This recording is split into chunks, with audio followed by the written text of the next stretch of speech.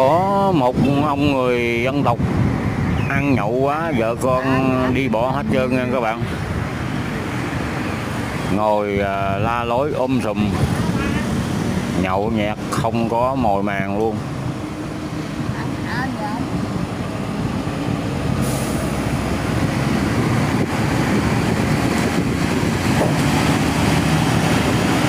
Đây là hết cuộc đời.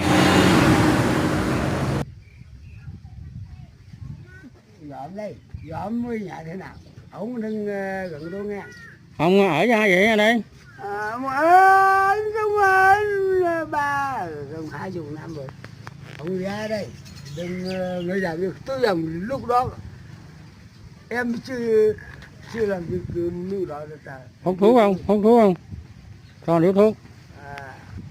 Xin lỗi. Ta chơi mà nó ai chơi nữa. Thấy gì mấy? Gì này mấy?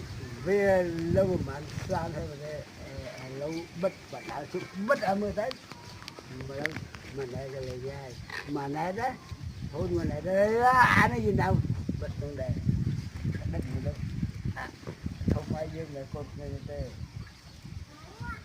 riêng mà thì chết ăn đánh đấy lúc thơ với thơ đó nhưng mình đánh đấy lúc ra thơ đã nhưng mà đánh đấy riêng bất cầm mà chỉ không nơi ra không ai đây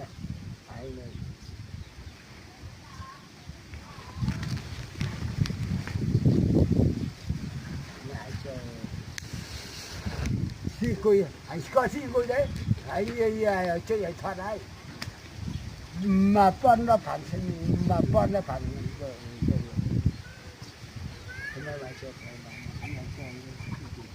anh,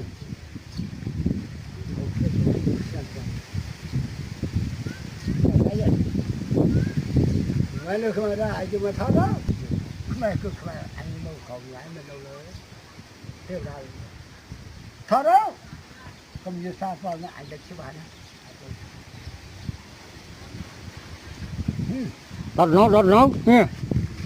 đất Ở đấy.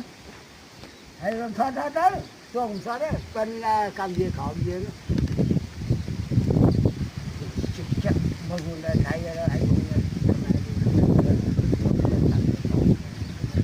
đâu có tôi không phải đi chạy luôn mà nó chạy các bạn đấy